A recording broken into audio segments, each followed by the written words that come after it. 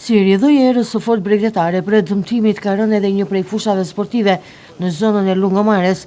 Televizioni 6+ Vlora një ditë më parë realizoi një kronik mbi dëmtimin e fushës së basketbollit në zonën e ujit të ftohtë. Një pjesë e rrethimit të saj ishte dëmtuar teksa rrezikonte të binte për tokë. Në brendësi të saj hynin qindra qytetarë dhe fëmijë të vegjël për të luajtur basketboll duke rrezikuar madje edhe jetën, pasi nga momenti në moment rrethimi mund të përfundonte për tokë. Pas kronikës së realizuar nga televizioni 6+ Vlora, ka reaguar menjëherë Bashkia e Vlorës.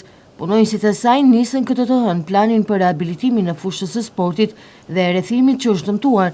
Fillimisht prej fushës së basketbollit është hequr rrethimi ekzistues, i cili rrezikonte edhe jetën e qytetarëve për shkak se rrezikonte të binte për tokë. Punonjësit punuan në largimin e rrjetës prej hekurit të dëmtuar, e prej andej për t'i hapur punë faktikisht. Një tjetër projekti më madhor për zonën në fjalë. Pritet që shumë shpejt për fushat sportive në Lungomare të nisë një projekt total për rehabilitimin e tyre.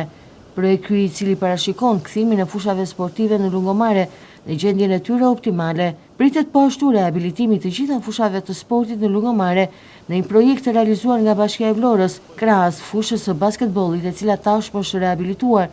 Edhe fushat e tjera do t'i nënshtrohen rehabilitimit. Konfirmohet gjithashtu se në hapësirën boshe në fushën e sportit të tenisit, si dhe asaj të basketbollit, do të ndërtohet një tjetër fushë sportive, e cila do të jetë shtesë në projektin në fjalë për t'i shërbyer qytetarëve.